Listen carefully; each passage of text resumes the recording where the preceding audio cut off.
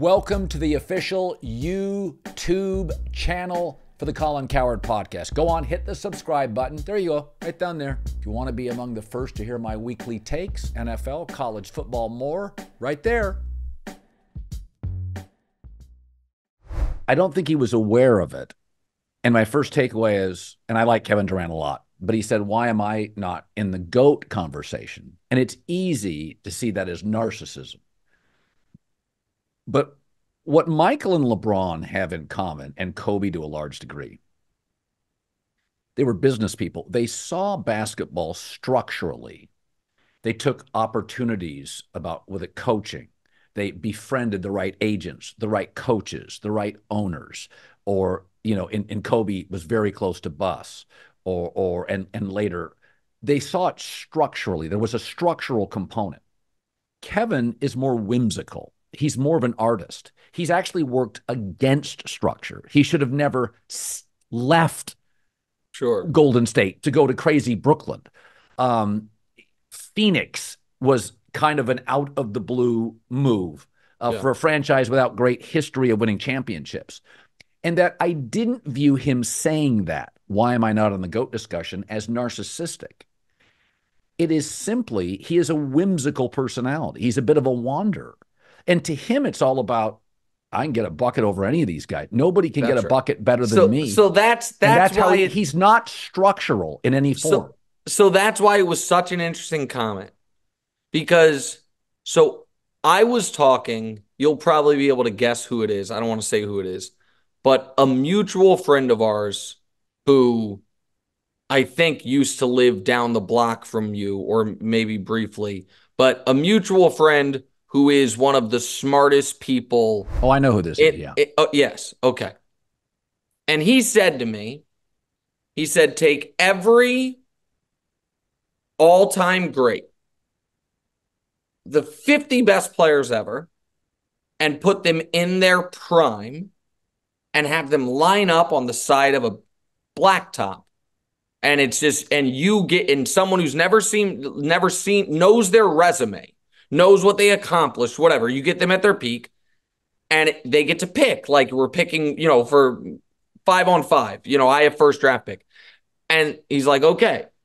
And they're like, all right, describe this guy to me. And you get to Michael Jordan.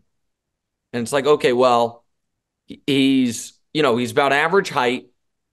He's, about average deep shooter, very, very good mid-range.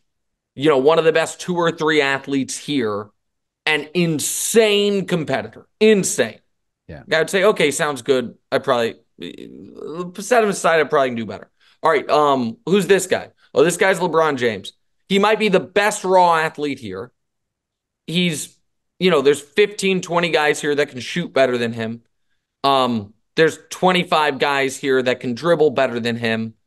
But he does everything really, really well, and he can get to the basket at will. It's like, oh, okay, it sounds good, but it's probably not my number one pick. All right, who's that guy? It's Kevin Durant. All right, well, tell me about him.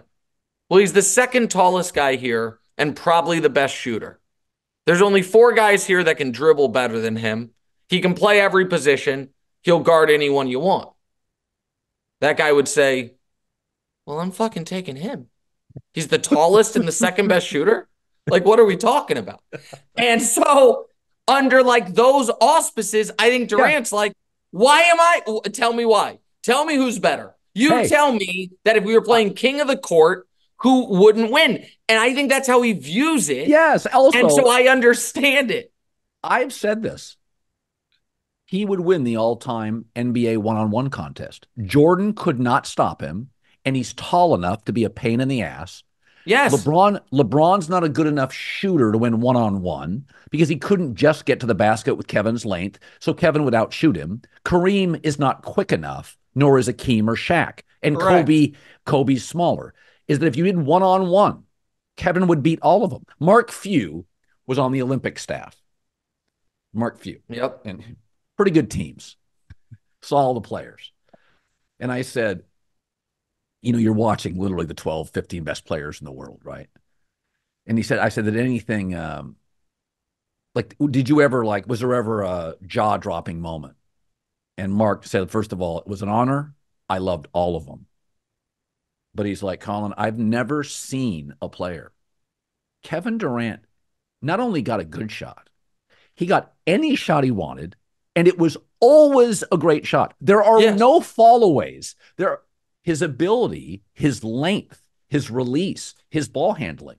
He said, I've never seen it. And by the way, Gonzaga's had great players. He's been on the Yeah. Olympic teams. He said, I'm not sure I've ever seen a player who gets a great shot anytime he wants. But that's also why but with all that said, there is no GOAT argument That's you right. can even fashion That that because it he because lacks a it's a structural right. It's component. about the context of the accomplishments and all of it. But it also is why he was so fascinated, in my opinion, with Kyrie. Because along that same logical path, you can argue, why is Steph Curry better than Kyrie? So Steph's a 99 out of 100 shooting, and Kyrie's a 89. Kyrie's better at everything else. Well, So why? And so, but because again, in that mythical, what are how skilled are you discussion? What can you do? Those are the ones where Kyrie shines the most within the structure of, can you be relied on for 7 months? All right, of that, you're out the window. That Drew Holiday's better than you. But in the idea, and right. so you get why they were drawn to each other. Okay, so its prime example is that LeBron, Michael, and Kobe all view basketball to some degree. They viewed it as a business. There were certain teammates that drove him crazy. They were Kevin views it as an artist, and he's Yes, attracted to other artists who lack sort of the structural consistency to be on time, be there every night, play defense.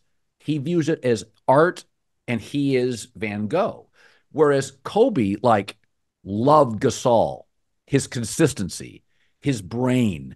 I mean, he Shaq's a greater player, but Shaq didn't want to practice.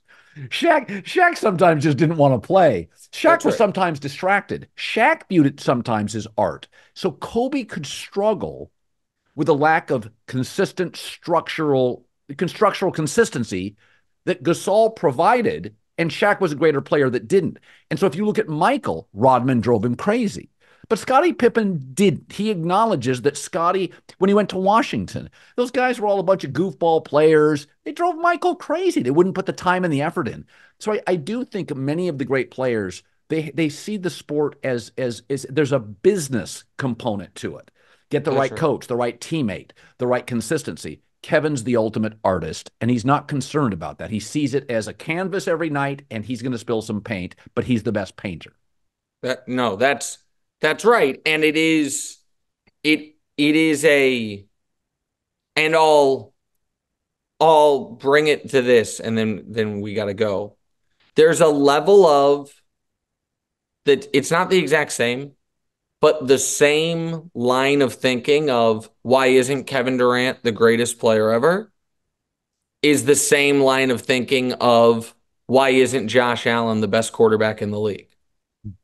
It's the same. It's the same. It's like, Yes. well, okay, tell me why. Is there a guy bigger than him? No. Is there a guy stronger than him? No. Is there a guy faster than him? Sure, a couple, but they're not more effective runners. Is there someone that can throw it further than him, that can make more throws? It's like, you understand the theoretical argument behind it, but the practical application has never borne itself out. Right. And that's the problem.